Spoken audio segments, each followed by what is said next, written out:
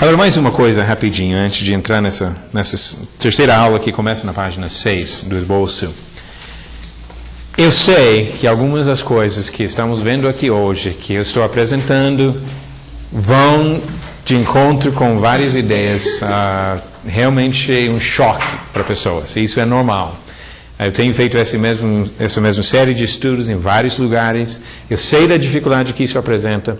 E eu quero deixar claro, eu não estou aqui para questionar a sinceridade de ninguém ou a vontade de servir a Deus. Muito ao contrário. O fato que vocês estão aqui, para mim, sugere que estão buscando, estão procurando entender mais e aprender mais. Agora, seria falha da minha parte distorcer a palavra para agradar a você. Eu preciso falar o que a palavra diz. Agora, eu não sou ninguém. Você também tem que estudar isso. E pode ser que você vai entender melhor do que eu alguma coisa. Cada um tem essa responsabilidade. Mas eu agradeço a atitude de estar aqui, de estar analisando, ouvindo. Eu entendo também o fato que você ouve e talvez não fala nada. Eu não entendo que isso significa que você concorda com tudo. Você tem que analisar, tem que estudar. E isso eu respeito. Eu espero que cada um aceite o desafio nisso.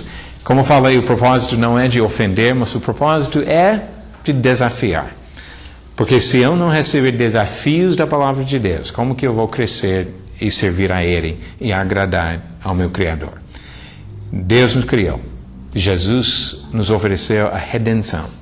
Nós devemos a eles a busca pela verdade. E devemos buscar exatamente a vontade dele. Hoje em dia nós vivemos numa época em que existe muita confusão, muitas pessoas presas em diversas interpretações de algumas coisas que não vêm bem da palavra de Deus.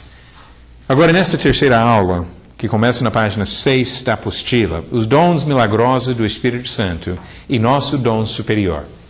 Já que estamos tratando de questões polêmicas, vamos lá, vamos ver um pouco mais algumas coisas polêmicas. E como falei, depois do intervalo, nós vamos entrar em outro tipo de estudo, de coisas mais práticas. A parte polêmica vai terminar com esta aula aqui, eu acredito. Eu não acho nada tão difícil ou polêmico na parte sobre o fruto do Espírito, como se encher do Espírito, o que o Espírito faz atuando na vida do cristão hoje. A parte polêmica vem mais bem aqui. Na primeira aula, nós vimos que o Espírito Santo é uma pessoa divina, cujo trabalho envolve principalmente a revelação da palavra de Deus. Percebemos que ele trabalha junto com o Pai e o Filho, são perfeitamente unidos, mas que tem uma diferença de autoridade entre Pai, Filho e Espírito Santo. Na segunda aula, nós falamos sobre, especialmente, coisas de Atos capítulo 2, o batismo com o Espírito Santo e o dom do Espírito Santo prometido no capítulo 2, versículo 38. Agora vamos falar sobre os dons milagrosos do Espírito Santo e sobre nosso dom superior. Quando falamos sobre os dons milagrosos do Espírito Santo, eu acredito que uma das grandes falhas no estudo desse assunto, muitas vezes, é falta de contexto e perspectiva. Na verdade, uma das grandes falhas no estudo de muitos assuntos hoje é falta de contexto e perspectiva. Eu acredito que nosso estudo deve nos levar a estudar a Bíblia toda, de Gênesis ao Apocalipse, que nós devemos procurar compreender como os vários aspectos da história bíblica se encaixam e que deve ser uma busca constante de entender cada trecho, lembrando do contexto da Bíblia toda. E quando nós começamos a olhar essa questão dos dons milagrosos num contexto da Bíblia toda, nós observamos alguns fatos importantes e interessantes. Se você pegar a história bíblica, do começo ao fim, você pode perceber que ao longo da história, encontramos basicamente 3 momentos na história em que houve o que eu chamo de uma explosão de milagres. Ou seja, 3 momentos na história em que, de repente, observamos muitos sinais e milagres. Vai para um tempo, acontece.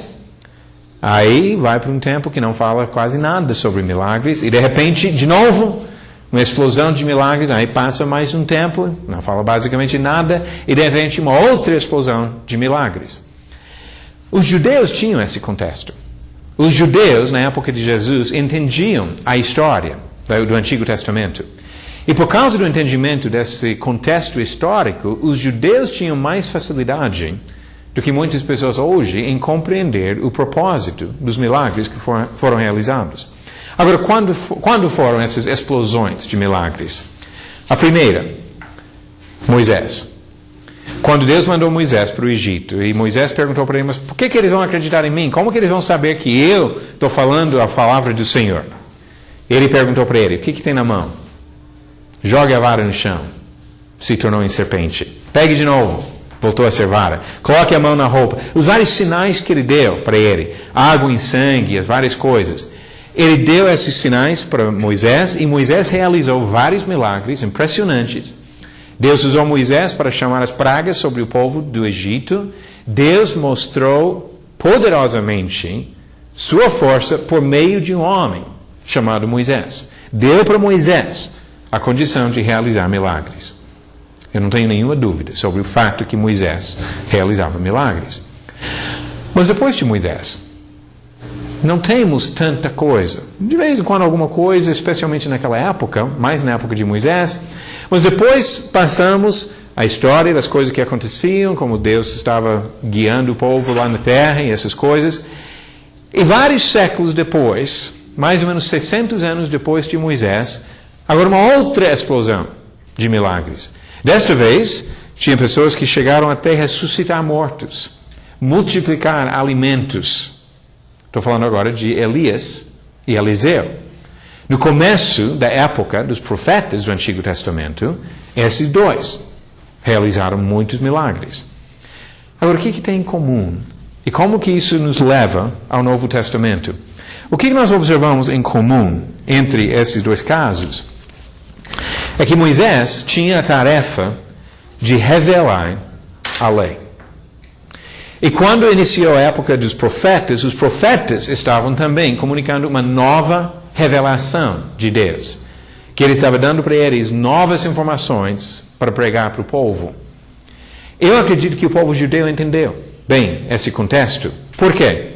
Quando chegamos no Novo Testamento, vamos agora para Marcos, capítulo 1.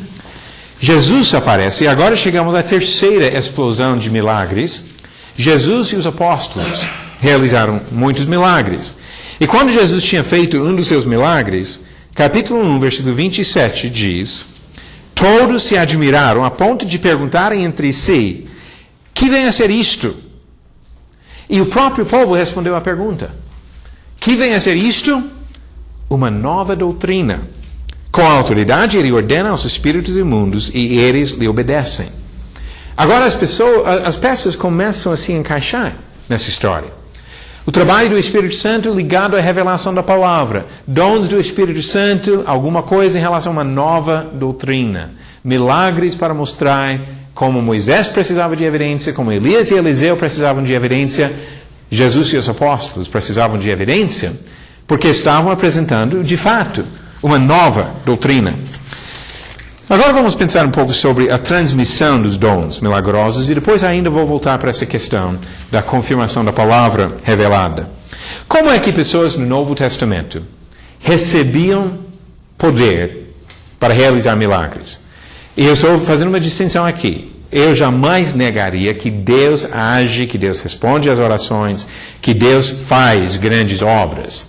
Mas o ponto que eu quero destacar, Moisés, Elias e Eliseu, Jesus, os apóstolos e mais algumas pessoas no Novo Testamento, foram pessoas aqui na terra e que Deus deu poder para essas pessoas realizar milagres. Mas como que foi concedido este poder no Novo Testamento? Primeiro, foi concedido em algumas situações diretamente por Jesus. Lucas conta isso para nós em dois trechos aqui, capítulo 9, primeiro. Lucas, capítulo 9, versículo 1. Tendo Jesus convocado os 12, deu-lhes poder e autoridade sobre todos os demônios e para efetuarem curas. Então, Jesus deu para os apóstolos esse poder. No capítulo 10, quando fala sobre os 70, tem uma coisa parecida. Capítulo 10, versículo 9, Jesus falou para os 70, curai os enfermos que nela houver, e anunciai-lhes, a vós outros está próximo o reino de Deus. Então ele deu para os apóstolos e deu para os 70 poder para sair enquanto pregavam a palavra, curando as pessoas ou expulsando demônios. Milagres que eles realizaram. Então, uma maneira de transmitir esse poder foi quando Jesus deu diretamente para alguém. Mas não foi a única maneira. Segunda maneira é que os dons, os sinais milagrosos acompanharam também o batismo com o Espírito Santo. Em Atos capítulo 2, já falamos na outra aula sobre esses dois casos, mas em Atos capítulo 2, o versículo 4, todos ficaram cheios do Espírito Santo e passaram a falar em outras línguas, segundo o Espírito lhes concedia que falassem. E no segundo caso de batismo com o Espírito Santo, relatado para nós, Atos capítulo 10, também encontramos mais um caso onde houve esse sinal. Quando o Espírito foi derramado sobre eles, versículo 45, versículo 46 diz, pois os ouviam falando em línguas e engrandecendo a Deus. Então, nesses dois casos, o batismo com o Espírito Santo concedeu, pelo menos, o dom de línguas. E só mais uma observação rápida. Enquanto nós sabemos que Paulo disse que o batismo com o Espírito Santo, ou que existia um só batismo, quando chegamos em Efésios, nós temos esses dois relatos em Atos 2 e Atos 10. Pode ser que durante aquela época Deus tinha dado para mais alguém, talvez o próprio apóstolo Paulo, que tinha credenciais do apostolado. Mas o ponto é que nós não teríamos isso depois do que ele diz em Efésios 4. Mas o que observamos agora? Dois jeitos ou duas maneiras de transmitir dons. Jesus passando isso para alguém, o Espírito Santo, pelo batismo com o Espírito Santo, dando esse poder para alguém. Agora nós começamos a observar uma coisa interessante. Vamos para o livro de Atos ainda, capítulo 2, que nós falamos já sobre o batismo com o Espírito Santo e também sobre a questão dos dons, o dom do Espírito Santo que eles receberam. Mas isso não significa que todos saíram de Pentecostes realizando milagres. Veja comigo no capítulo 2, versículo 43. Em cada alma havia temor e muitos prodígios e sinais eram feitos por intermédio dos apóstolos. Algumas pessoas têm a ideia que todos os que creem devem realizar milagres. Mas aqui em Atos capítulo 2, depois do batismo de 3.000 pessoas, foram os apóstolos que realizaram milagres. Capítulo 5, versículo 12. Muitos sinais e prodígios eram feitos entre o povo pelas mãos dos apóstolos, que costumavam todos reunir-se de um comum acordo no pórtico de Salomão.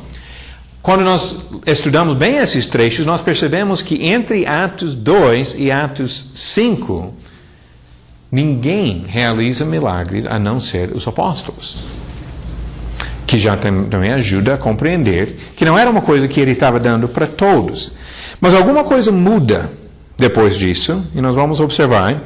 Mais uma observação que eu vou explicar mais na última aula hoje. Outras pessoas ficavam cheias do Espírito Santo.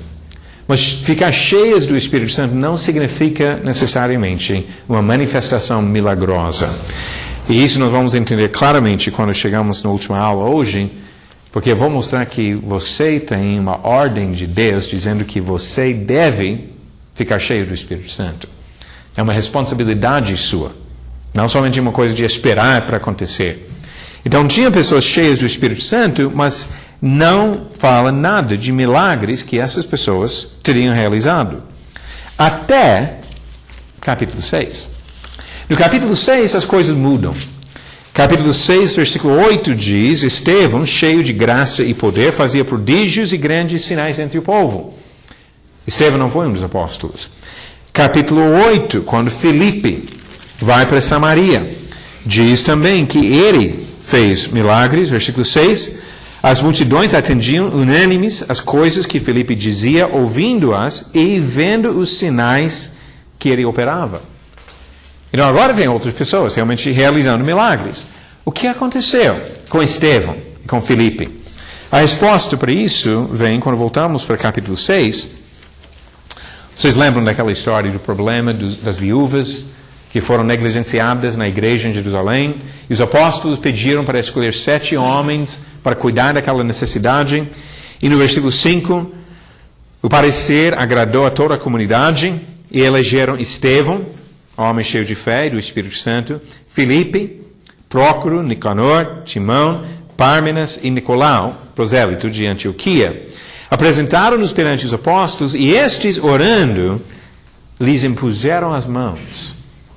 2 versículos depois, Estevão sai realizando milagres. Então, já temos observado outras maneiras. Jesus dando diretamente o batismo com o Espírito Santo, mas agora temos uma terceira maneira de transmissão dos dons, pela imposição das mãos dos apóstolos. Mas aí alguém pode dizer, mas será que são os apóstolos? Porque uma vez que Estevão recebeu, ele não poderia colocar as mãos em outra pessoa e passar os mesmos dons? Difícil saber com Estevão, porque ele morreu já no capítulo 7. Mas Filipe não morreu tão rápido assim. Filipe viveu pelo menos mais 20 anos, porque nós temos referências a ele 20 anos depois no livro de Atos. Vamos ver o que Filipe fez. Capítulo 8, Filipe foi para Samaria pregando e realizando milagres. Versículo 6, sinais que ele operava. Aí fala sobre as curas que ele fez e expulsando demônios. E lembrando que o trabalho do Espírito Santo envolve a revelação da palavra, da mesma forma que Moisés tinha sinais para confirmar a sua palavra, Eliseu e Elias tinham sinais para confirmar a sua palavra, Jesus e os apóstolos tinham poder. Agora, quando Filipe vai para Samaria, ele realiza milagres confirmando aquela palavra. Eles não tinham, em nenhum desses casos, Moisés, Elias, Jesus e os apóstolos, eles não tinham a palavra completa escrita para confirmar. Se você tiver dúvida sobre alguma coisa que eu falo hoje, você não precisa de um milagre, você precisa de uma Bíblia para examinar a palavra. Mas eles não tinham isso. Então, quando Filipe chegou lá em Samaria, ele vai realizando milagres. Inclusive, um homem chamado de Simão foi entre as pessoas que creio e foi batizado. Mas, será que Filipe transmitiu dons para essas pessoas? No versículo 14 diz: ouvindo os apóstolos que estavam em Jerusalém, que Samaria recebera a palavra de Deus, enviaram-lhe Pedro e João. Agora entram 2 apóstolos. Pedro e João eram apóstolos. Os quais, descendo para lá, oraram por eles para que recebessem o Espírito Santo. Porquanto não havia ainda descido sobre nenhum deles, mas somente haviam sido batizados em nome do Senhor Jesus. Agora, Pedro não já deu promessa que todos, mesmo aqueles longe que foram batizados, iam receber o dom do Espírito Santo? Essas pessoas já foram batizadas para a remissão dos pecados. Já receberam a comunhão com o Espírito Santo. Mas ele fala aqui de outra coisa. E como que sabemos que fala de outra coisa? Porque diz no versículo 18, quando os apóstolos impunham as mãos, e essas pessoas receberam o Espírito Santo, agora em qual sentido? Vendo, porém, Simão, que pelo fato de imporem os apóstolos as mãos era concedido o Espírito Santo, ofereceu-lhes dinheiro, propondo: concedei-me também a mim este poder, para que aquele sobre quem eu impuser as mãos receba o Espírito Santo. O que Simão viu? Ele não viu o coração, o Espírito Santo habitando no coração da pessoa, que seria o dom de Atos 2:38. Ele viu alguma coisa interessante para ele. Agora, o que seria interessante para ele? Antes da sua conversão, como é que Simão ganhava seu dinheiro? Era mágico. Ele iludia as pessoas com milagres, truques, na verdade. Agora, ele cai numa fraqueza aqui, e Pedro repreende fortemente, mas qual a fraqueza? Ele viu que os apóstolos, impondo as mãos, passavam algo que ele poderia usar. Agora, o que está passando na cabeça de Simão? Agora, se eu tivesse esse poder, eu poderia começar a abrir franquias de mágicos, ganhar dinheiro por todo lado, porque eles têm milagres verdadeiros, não os truques que eu tenho feito no passado.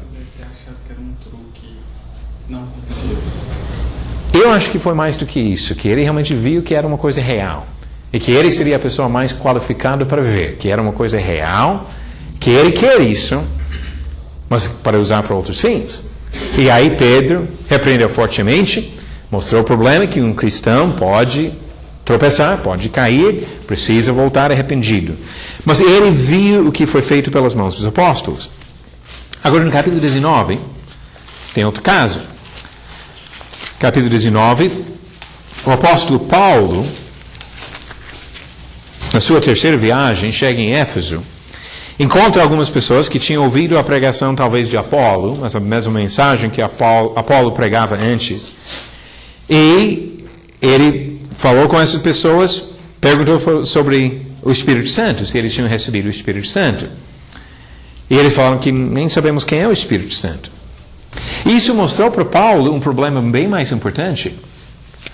O Espírito Santo foi enviado depois de Jesus voltar para o céu. Se eles nem sabem do Espírito Santo, eles não sabem que Jesus voltou para o céu, eles não sabem que Jesus já morreu, agora eles acreditaram no quê? Na mensagem de Apolo, que pregava o batismo de João Batista, olhando para frente para o sacrifício de Jesus. Mas nós acreditamos na mensagem que olha para trás, para a cruz de Jesus. E assim Paulo percebeu que eles estavam faltando um fato importante, por isso que ele ensinou e eles precisavam ser batizados novamente. E depois, versículo 6, impondo-lhes Paulo as mãos, veio sobre eles o Espírito Santo e tanto falavam em línguas como profetizavam. 2 dos dons do Espírito Santo. E mais uma vez, que receberam por imposição das mãos dos apóstolos. Agora, falando de transmissão dos dons. Jesus, quando estava aqui na terra, deu diretamente para algumas pessoas. O batismo com o Espírito Santo foi outro meio de transmissão. E a imposição das mãos dos apóstolos foi mais um meio de transmissão dos dons. Jesus ainda anda aqui na terra?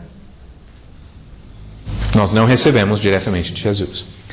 Batismo com o Espírito Santo era coisa de Atos 2 e Atos 10, mas não dos dias de hoje. Não recebemos pelo batismo com o Espírito Santo.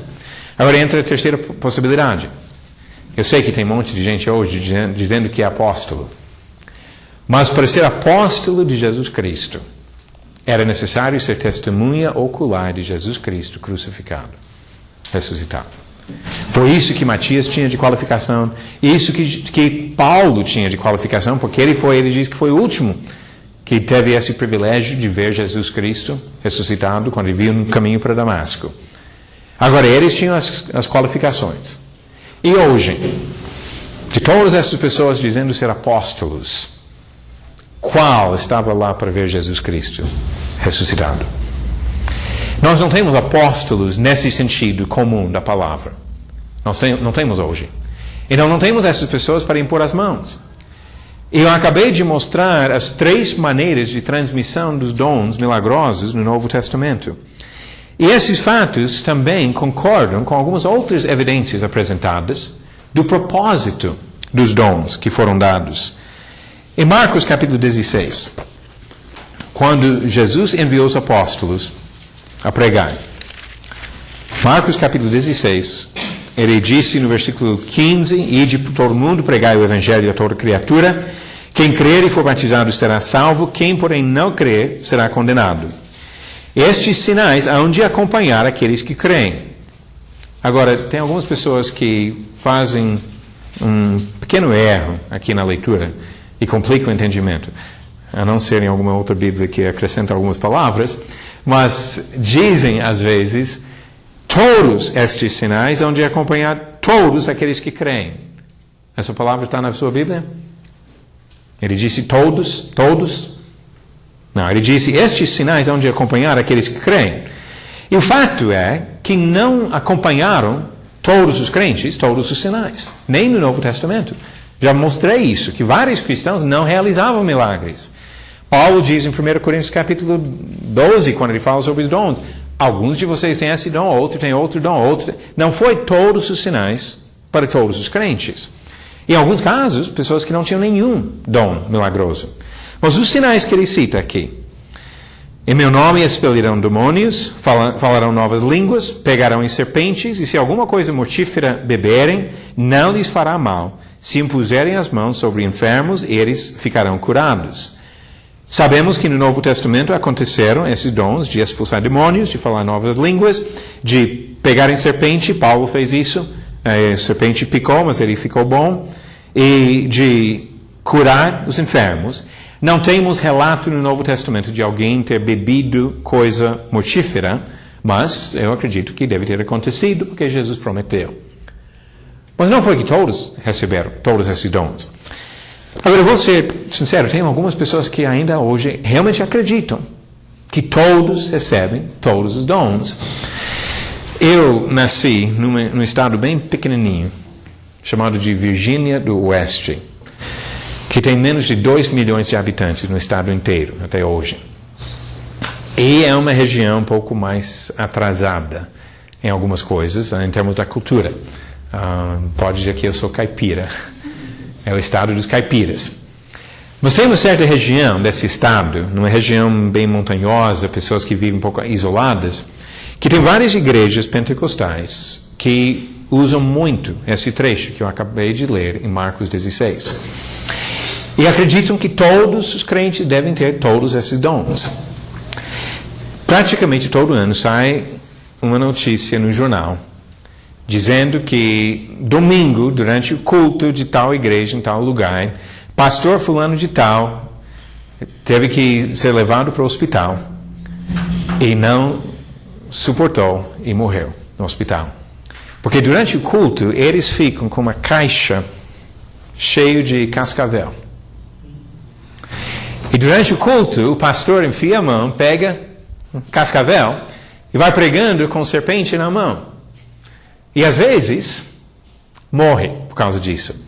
Mas as pessoas continuam crendo nisso, mostrando a fé. Aí passando mais alguns meses, um ano, dois anos, sai outra notícia, na mesma igreja, só que agora é o cunhado dele, é o sobrinho dele, que morre do mesmo jeito.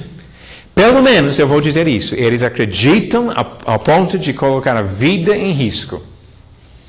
Mas morrem, às vezes, por causa disso.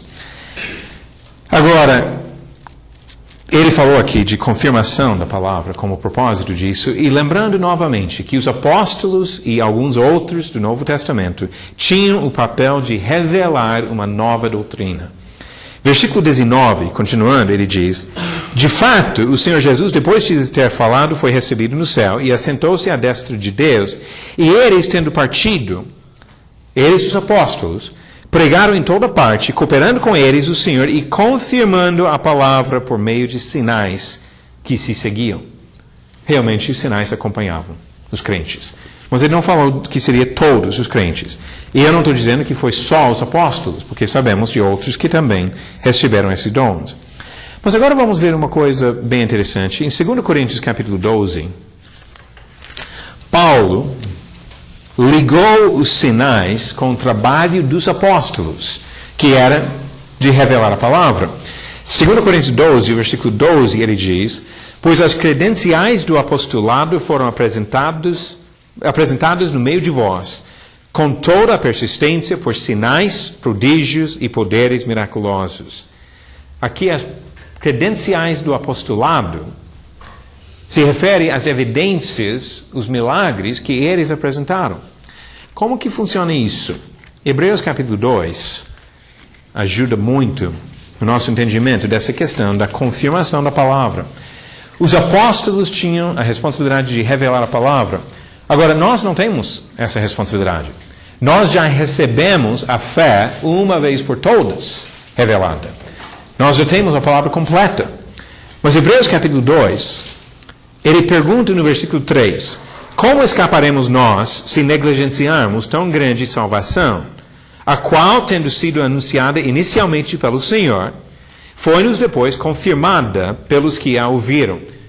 Quem ouviu o ensinamento de Jesus seriam principalmente os apóstolos, dando Deus testemunho juntamente com eles, por sinais, prodígios e vários milagres, e por distribuições do Espírito Santo, segundo a sua vontade. Já durante a época do Novo Testamento, o livro de Hebreus foi escrito provavelmente nos anos 60. Ele já está começando a olhar para trás para os milagres. Ele não falou dando Deus testemunho juntamente conosco, todos os crentes, por sinais, prodígios e vários milagres. Falou sobre eles, aqueles que andavam com Jesus. E ele ligou os milagres com a confirmação da palavra revelada aos apóstolos. O trabalho que já falamos lá em João 6, que iria guiar os apóstolos em toda a verdade. E eles tinham a obrigação de comunicar isso para nós. É interessante que quando chegou ao fim da vida dos apóstolos, eles não pensavam em continuar passando dons para outras pessoas, para continuar mais e mais revelações. Eles pensaram em colocar isso no papel e deixar para nós. Até hoje, tem algumas pessoas que acreditam que depois da morte de Pedro, que teria outro que seria o líder da igreja, e depois da morte daquela pessoa, mais uma pessoa, e que teria uma sucessão apostólica até hoje. Mas Pedro não falou isso. Ele poderia ter falado isso, se fosse a vontade de Deus, mas ele não falou isso. Pedro, quando estava chegando perto da morte dele, em 2 Pedro, capítulo 1, ele disse outra coisa. Versículo 12. Por esta razão, sempre estarei pronto para trazer-vos lembrados acerca destas coisas, embora estejais certos da verdade já presente convosco e nela confirmados. Agora, nessa altura, ele diz que a palavra já foi revelada. Mas talvez não foi toda a palavra ainda escrita. Então é isso que ele se preocupa em fazer. Versículo 13. Também considero justo, enquanto estou neste tabernáculo, despertar-vos com essas lembranças, certo de que estou prestes a deixar o meu tabernáculo, como efetivamente nosso Senhor Jesus Cristo me revelou. Mas da minha parte, esforçar-me-ei diligentemente por fazer que a todo tempo, mesmo depois da minha partida, conserveis lembrança de tudo. Como? Estou escrevendo para vocês.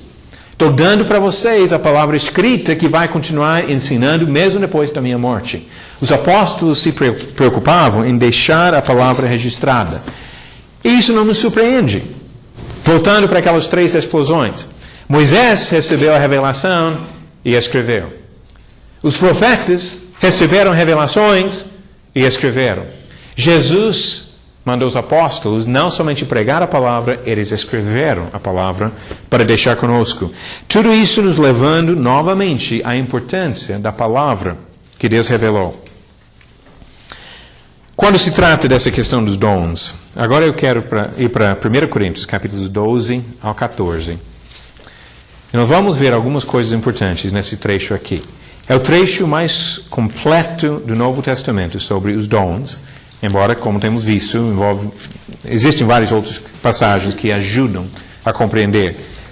O que nós temos nos capítulos 12, 13 e 14 de 1 Coríntios? Primeiro, ele mostra o problema da divisão que existia entre os coríntios. E o ponto que ele quer mostrar é que os dons não devem ser causa de divisão, mas infelizmente eles estavam usando desta forma. Ele diz, versículo 25 do capítulo 12, para que não haja divisão no corpo, pelo contrário, cooperem os membros, com igual cuidado em favor uns dos outros. De maneira que se um membro sofre, todos sofrem com ele. E se um deles é honrado, com eles todos se regozijam. Ora, vós sois corpo de Cristo, individualmente membros desse corpo. A uns estabeleceu Deus na igreja, primeiramente apóstolos, em segundo lugar profetas, em terceiro lugar mestres, depois operadores de milagres, depois dons de curar, socorros, governos, variedade de línguas. Porventura são todos apóstolos? Ou todos profetas? São todos mestres? Ou operadores de milagres? Têm todos dons de curar? Falam todos em outras línguas? Interpretam-nas todos? O que ele já mostra? Que esses dons, e não que todos tinham, mas quem tem algum dom deve usar isso para o bem do corpo, e não para destruir. Mas o que eles estavam fazendo? Eles estavam usando os dons. Parece que a igreja de Corinto talvez tinha mais dons do que outras igrejas, mas eles usavam os dons para se exaltar. Eu sou melhor do que você, porque eu tenho o dom de línguas. E Paulo diz, o dom de línguas é o menos importante de todos. Eles estavam exaltando. Interessante, agora estamos quase 2000 anos depois na história. E o que seria o dom que parece mais procurado nas igrejas até hoje? Dom de línguas.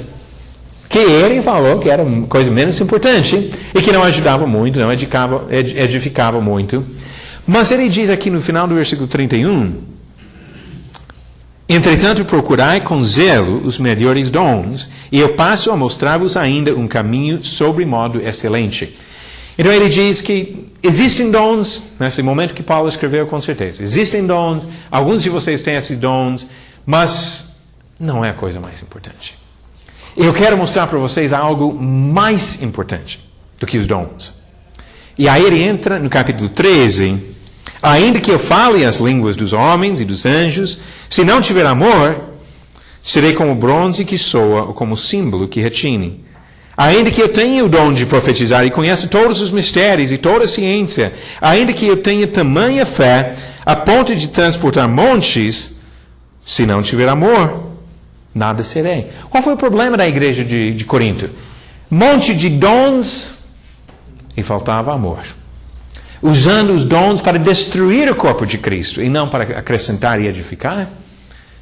E o que nós observamos hoje, muitas vezes? Igrejas onde dizem que tem um monte de dons e muitas vezes desrespeito total pela santidade de Deus, a santificação dos próprios membros, usando os dons às vezes para exaltar alguém, às vezes para falar coisas que não têm nada a ver com a vontade de Deus. O que ele quer mostrar aqui? O amor é mais importante do que todos os dons milagrosos. Mas mais ainda, nesse trecho aqui, ele apresenta um ensinamento. O que eu vou apresentar para vocês agora? Eu confesso que eu demorei para chegar a essa conclusão. Primeira vez que alguém apresentou essa interpretação de 1 Coríntios 13, eu tinha bastante dúvida. Então, se você ainda, depois de ouvir isso hoje, tiver algumas dúvidas, eu vou pedir para fazer a mesma coisa que eu fiz. Eu continuei lutando, examinando e tentando ser honesto no estudo, até chegar a uma conclusão do que realmente o trecho está dizendo. Mas ele fala primeiro sobre o amor, as qualidades do amor. E no versículo 8 ele diz: o amor jamais acaba, mas, havendo profecias, desaparecerão. Havendo línguas, cessarão. Havendo ciência, passará.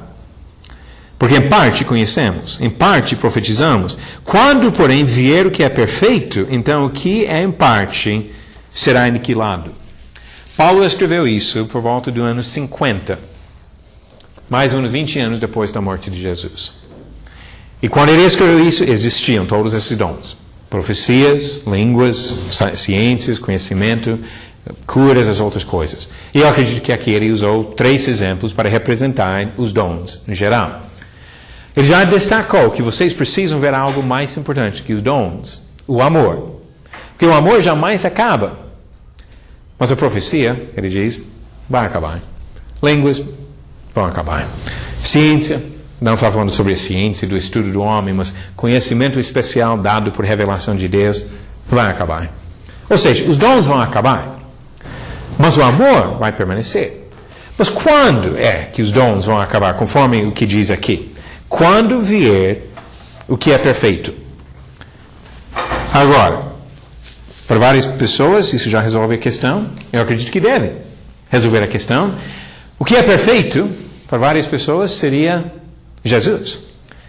Que os dons vão continuar até a volta de Jesus. É uma interpretação comum do trecho aqui. Deixe-me mostrar para vocês, porque depois de muito tempo analisando isso, eu cheguei a outra conclusão. Cheguei a concordar com o ensinamento que algumas pessoas têm dado por um bom tempo. Que o perfeito aqui não se refere à vinda de Jesus, mas o perfeito aqui se refere à revelação completa do Novo Testamento, da Nova Aliança. Deixe-me mostrar motivos para isso. Depois de falar isso, no versículo 10, ele começa uma série de comparações. E essas comparações envolvem a ideia de uma coisa progressiva, em todos os casos. Vai de uma coisa parcial ou imperfeita para chegar a ser uma coisa perfeita, ou uma coisa completa. Quando eu era menino, falava como menino, sentia como menino, pensava como menino. Quando cheguei a ser homem, desisti das coisas próprias de menino. Menino cresce, não para ser cavalo ou elefante, cresce para ser homem. Ou seja, ele trata de um progresso, mas do mesmo tipo de coisa. Segunda ilustração que ele dá, versículo 12. Porque agora vemos como um espelho, obscuramente, então veremos face a face. E a pessoa pode dizer, então, face a face, vamos ver Jesus, face a face. Mas o ponto que ele fala que não é de ver Jesus, ele fala de ver nós mesmos. Agora em espelho, para entender essa questão de espelho, temos que lembrar que isso não foi escrito em 2010. Nós temos espelhos hoje que são muito bons. Na minha opinião, bons demais. Poderiam ser um pouco mais obscuro a impressão que dá, a imagem que passa, e eu ficaria mais contente. Porque a gente olha no espelho para ver a nossa própria imagem. Naquela época, os espelhos deles geralmente eram metais polidos. Se você já olhou para ver o seu reflexo, talvez num carro que passa, e dá para ver mais ou menos, mas depende do formato do carro, pode ficar mais gordo, pode ficar mais magro. Não é uma imagem bem perfeita, mas ele diz, agora estamos olhando para nós e vendo mais ou menos, mas vamos chegar a ver face a face. Mas a ideia é de ver nós mesmos. Como diz, olha o que diz em Hebreus capítulo 4, que ajuda para compreender a mesma ideia. Hebreus capítulo 4, ele diz, versículo 12, porque a palavra de Deus é viva e eficaz e mais cortante do que qualquer espada de 2 gumes, e penetra até o ponto de dividir alma e espírito, juntas e medulas, e é apta para discernir os pensamentos e propósitos do coração. A palavra de Deus que revela quem você é. Pessoas às vezes falam que, eu preciso me conhecer. Precisamos. E a única maneira de nos conhecer é pela palavra de Deus. Ele explica quem somos. Tiago, capítulo 1, usou uma outra expressão, reforçando a mesma ideia. Tiago, capítulo 1, ele diz, versículo 23, porque se alguém é ouvinte da palavra e não praticante, assemelha-se ao homem que contempla no espelho seu rosto natural, pois assim mesmo se contempla e se retira, e para logo se esquece de como era sua aparência. Mas aquele que considera atentamente na lei perfeita, lei da liberdade. A lei da liberdade é o espelho, que nos revela, que mostra quem nós realmente somos. Mas na época que Paulo escreveu aos Coríntios, ainda não tinha tudo isso em mãos. E ele está dizendo que agora nós temos uma visão parcial, mas da mesma forma que o menino progrede para ser homem, a revelação parcial do espelho progrede para ser uma revelação completa e perfeita. Aí ele diz, agora conheço em parte, então conhecerei como também sou conhecido. Que nós vamos chegar a ver como Deus olha para nós por meio da palavra que ele revela. Mas alguém pode dizer, ainda não estou convencido disso, acho que ainda é Jesus, a volta de Jesus, que seria o perfeito. Deixa eu mostrar mais uma coisa. Versículo 13. Na verdade, foi o versículo que mais me ajudou a compreender esse ponto. Agora, pois. Então, agora seria, depois de passar os dons, depois de passar profecias, línguas, ciência, o que permanece? Agora, pois, permanecem a fé, a esperança e o amor. Estes 3. Porém, o maior destes é o amor. Ele faz um contraste aqui entre coisas parciais e temporárias e coisas permanentes. Coisas parciais e temporárias são os dons. Coisas permanentes, a fé, a esperança e o amor. Várias vezes no Novo Testamento ele usa essas 3 palavras juntas. Mas se a vinda do perfeito se refere a Jesus, será que depois da vinda de Jesus ainda vão permanecer a fé, a esperança e o amor?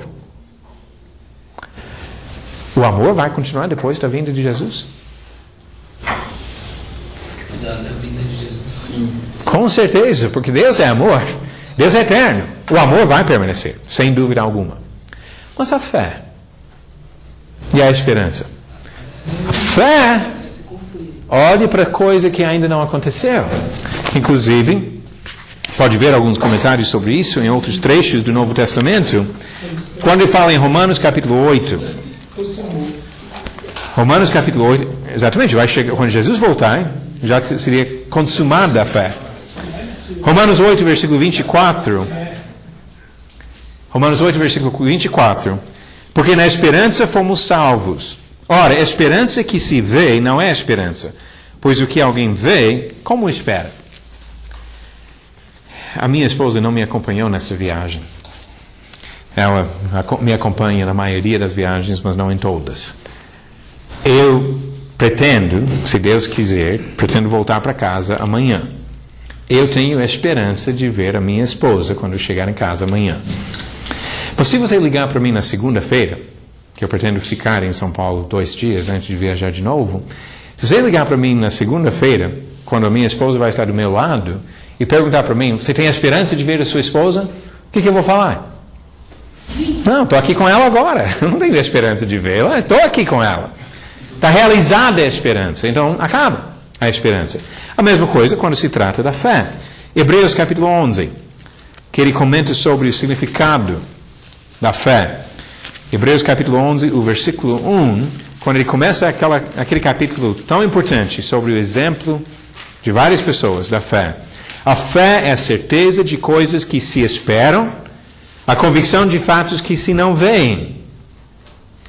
Agora, 1 Coríntios trata de 2 períodos. Período dos dons temporários. Período da fé, esperança e amor permanentes. Mas ainda não chegou a vinda de Jesus, porque depois da vinda de Jesus acaba a fé, acaba a esperança. Só o amor vai permanecer. E olhando para tudo isso, foi mais uma evidência para me levar à conclusão que esses dons pertenciam àquela época e não aos dias de hoje. Mais uma coisa que eu quero mostrar nesse contexto aqui de 1 Coríntios. Algumas coisas sobre o capítulo 14.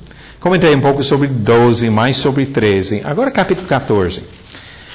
Naquela época, os coríntios tinham dons, vários dons. E no capítulo 14, ele mostra que eles não estavam usando os dons para edificação, estavam abusando os vários dons. E nisso, ele apresentou algumas instruções sobre o uso dos dons. Se alguém hoje disser que nós ainda temos os mesmos dons, não teria obrigação de respeitar as mesmas regras que Paulo revelou? Paulo, apóstolo de Jesus Cristo, que revelou regras aqui sobre o uso dos dons. Agora, vários de vocês conhecem, talvez todos nós conhecemos várias igrejas pentecostais. A minha pergunta, as igrejas pentecostais hoje, que dizem ter esses dons, obedecem a palavra de Deus em 1 Coríntios 14? Deixa eu mostrar alguns exemplos. Primeiro, ele falou que a profecia é mais importante do que o amor, do que as línguas. O amor é mais importante do que tudo. Ele mostrou que a profecia é mais importante do que as línguas, do versículo 22 a 24. Embora muitas igrejas hoje dão ênfase para as línguas. A ideia de falar em línguas se torna a coisa mais importante para muitas pessoas. Ele disse que tudo deve ser feito para edificação. Versículo 26 e versículo 40 também, que tudo seja feito com decência e ordem. É decência e ordem que domina nas igrejas pentecostais hoje? Agora vamos ver um pouco mais. O que ele disse sobre línguas? Quando a igreja se reúne, é comum nas igrejas pentecostais hoje pessoas falarem em línguas. Mas como? Olha o que ele diz no versículo 27. No caso de alguém falar em outra língua, que não sejam mais do que 2, ou quando muito, 3, e isto sucessivamente, e haja quem interprete. Mas não havendo intérprete, fique calado na igreja, falando consigo mesmo e com Deus. Vocês conhecem alguma igreja pentecostal que obedece esta regra? Eu nunca vi. Profecias, versículo 29. Tratando-se de profetas, falem apenas 2 ou 3, e os outros julguem. Se, porém, vier revelação a outrem que esteja assentado, cale-se o primeiro, porque todos podereis profetizar um após outro, para todos aprenderem e serem consolados. Os espíritos dos profetas estão sujeitos aos próprios profetas. Então ninguém pode falar, mas Deus está falando comigo e eu tenho que falar. Não. Os espíritos dos profetas estão sujeitos aos próprios profetas. Porque Deus não é de confusão, e sim de paz. Agora, mais um. Versículo 34. Conservem-se as mulheres caladas nas igrejas, porque não lhes é permitido falar, mas estejam submissas como também a lei o determina. Se, porém, querem aprender alguma coisa, interroguem em casa a seu próprio marido, porque para a mulher é vergonhoso falar na igreja. Quando eu leio esses versículos, eu já ouvi um monte de gente falando, mas isso é coisa só para os coríntios. Talvez vocês já ouviram a mesma coisa. Hoje, as coisas são diferentes, as mulheres são mais entendidas, mais avançadas, hoje é outra coisa. As mulheres de Corinto dominavam a sociedade religiosa dos pagãos. Mas foi aos coríntios que Paulo falou isso. E pessoas dizem, não, mas isso não é para nós hoje. Interessante, quando o capítulo 11 fala sobre a ceia do Senhor, é para nós hoje? Quando o capítulo 15 fala sobre a ressurreição de Jesus, é para nós hoje? Mas nas mesmas igrejas que dizem que os dons ainda continuam para hoje, na maioria das igrejas pentecostais hoje, as mulheres estão na frente falando, não ficando caladas. E alguém fala, mas não, isso só para os coríntios. Eu tenho que discordar. Eu comecei no começo do versículo 34, mas agora deixe-me começar no começo da frase. No versículo 33, ele diz, como em todas as igrejas dos santos, conservem-se as mulheres caladas nas igrejas. Só para os coríntios? Não. Poucas igrejas hoje respeitam o que ele diz. Então, olha o que está acontecendo. Essas igrejas dizendo que tem dons do Espírito Santo, que é o Espírito Santo que está agindo. Qual foi o propósito do Espírito Santo? O principal trabalho dele é a revelação da palavra de Deus. Os dons serviam para confirmar a palavra. Então, se é o Espírito Santo que está agindo, olha o que nós temos hoje. Numa igreja, dizem que tem os dons e pregam uma doutrina. Vai para uma outra denominação, dizem que tem os dons, mas a doutrina é outra. Vai para uma terceira, dizem que tem os dons e a doutrina é outra. E assim em diante. Se eu chegar aqui para vocês, alguns de vocês não conhecem nada da minha família, se eu chegar aqui e falar para uma pessoa, eu sou casado, eu tenho 3 filhos, 6 netos, e se Deus permitir eu vou ganhar mais um neto.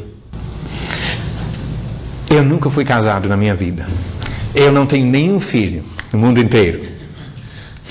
Eu já fui casado 3 vezes e eu tenho 10 filhos espalhados pelo mundo. Agora, se eu falasse assim, o que vocês vão dizer de mim? Mentiroso, talvez louco também. Talvez várias personalidades. Agora, o que as pessoas estão dizendo hoje? O Espírito Santo chega aqui e ele fala uma coisa. E confirme com milagres. Ele chega aqui e ele fala outra coisa. Dá milagres para confirmar isso. Vai para outro lugar e fala outra coisa. Dá milagres para confirmar isso. O Espírito Santo é mentiroso? Perceberam o problema? Os milagres serviam para confirmar a palavra de Deus. Seja Deus verdadeiro, todo mundo mentiroso. Exatamente. Amém. Agora, quando as pessoas dizem, mas não, isso não é para nós, isso é só que... Eu estava uma vez num lugar onde um homem não gostava muito das coisas que Pedro e alguns outros falaram. Ele falou que eu fico mais com Paulo, porque Paulo recebeu revelações de Deus. Paulo que fala a verdade. E aí ele foi discutindo sobre várias coisas. Quando eu cheguei a esse ponto aqui, ele falou, mas não tem problema na mulher falar na igreja essas coisas. E eu disse, mas você não falou para mim que você concorda com Paulo? E foi Paulo que escreveu 1 Coríntios. E ele falou, mas Paulo não estava muito certo nisso, não. Agora, versículo 37. 1 Coríntios 14, versículo 37. Se alguém se considera profeta ou espiritual, reconheça ser mandamento do Senhor que vos escrevo. Deus falou isso. Mandamento do Senhor. Agora, aplica-se onde? Vamos voltar mais uma vez para 33. Como em todas as igrejas dos santos. Conservem-se as mulheres caladas nas igrejas. Agora, mulheres falam nas igrejas hoje? Sim. Mas não nas igrejas dos santos. Em todas as igrejas dos santos, as mulheres têm que ficar caladas. Não porque eu acho que deve ser assim, é porque o mandamento do Senhor diz isso. Eu estou simplesmente mostrando o que Ele diz. Mas ainda buscamos algo maior. O que é aquele grande dom mais importante de todos que devemos buscar? O amor. O amor é o que devemos buscar. E nisso devemos amar a Deus e amar ao próximo. Se nós vamos amar ao próximo, vamos falar a verdade para o próximo. Vamos mostrar exatamente o que a palavra diz. E vamos amar a verdade. Alguém pode lamentar, mas então nesse caso tem muita gente enganada, muita gente que está acreditando em outra coisa. Infelizmente é verdade. Tem muita gente enganada. Mas às vezes nós somos enganados porque nós não fazemos nossa parte de buscar e de amar. 2 Tessalonicenses, capítulo 2. Ele disse no versículo 9: Ora, o parecimento do iníquo é segundo a eficácia de Satanás com todo o poder e sinais e prodígios da mentira. Talvez isso ajude para entender o que acontece em alguns lugares. Porque se o Espírito Santo não é mentiroso falando todas essas coisas, alguém está mentindo. E com todo engano de injustiça aos que perecem. Por que perecem? Porque não acolheram o amor da verdade para serem salvos. É por este motivo, pois, que Deus lhes manda a operação do erro para darem crédito à mentira. 2 Tessalonicenses 2, do versículo 9 a 11.